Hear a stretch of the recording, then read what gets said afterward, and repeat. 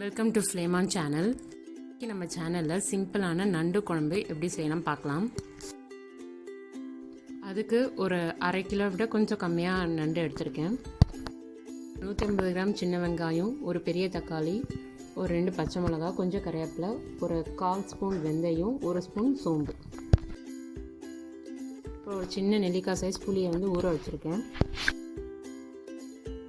இப்போ ஒரு பேனில் தேங்காய் எண்ணெய் விட்டு சோம்பு, வெந்தயம், பூண்டு, கறிவேப்பிலை, பச்சை மிளகாய் எல்லாத்தையும் நல்லா வதக்கிக்கலாம்.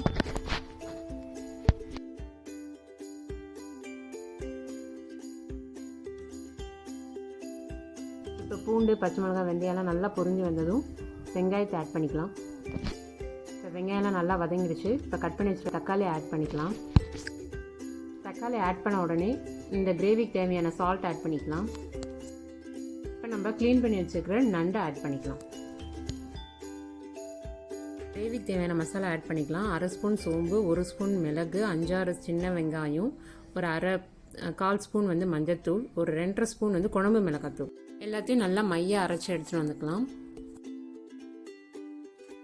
நம்ம அரைச்ச பேஸ்ட்டை நம்ம வதக்கிட்டு இருக்கிற கிரேவியோட ஆட் பண்ணிக்கலாம். ஸோ இந்த கிரேவிக்கு தேவையான தண்ணியை ஆட் பண்ணிக்கலாம். நம்ம எல்லா மசாலாவும் அந்த மசாலா அரைக்கிறச்சு ஆட் பண்ணதால இப்போ எதுவுமே ஆட் பண்ண தேவையில்ல. எல்லாத்தையும் நல்லா கலந்து விட்டுட்டு சால்ட் மட்டும் கரெக்டாக இருக்கான்னு பார்த்துங்க. ஒரு 7-8 நிமிஷமாக நல்லா கொச்சிட்ருக்கு. கிராபோட கலரும் மாறிடுச்சு. இந்த ஸ்டேஜில் ஒரு 2 ஸ்பூன் தேங்காவை நல்லா மையாக அரைச்சி இந்த கிரேவியோட ஆட் பண்ணிக்கலாம்.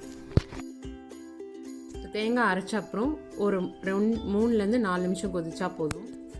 நண்டு வெந்துருச்சுன்னா இந்த கலர் நண்டோட கலரே சேஞ்ச் ஆகிடும், ஆரஞ்சு கலரில். ஸோ இதுதான் கரெக்ட் ஸ்டேஜ். நம்ம இப்போ குழம்பை இறக்கிடலாம். சிம்பிளான நண்டு குழம்பு காரசாரமாக ரெடி பண்ணியாச்சு. கண்டிப்பாக இந்த குளிர்காலத்துக்கு இந்த மாதிரி ட்ரை பண்ணி சாப்பிட்டு பாருங்கள், சூப்பராக இருக்கும்.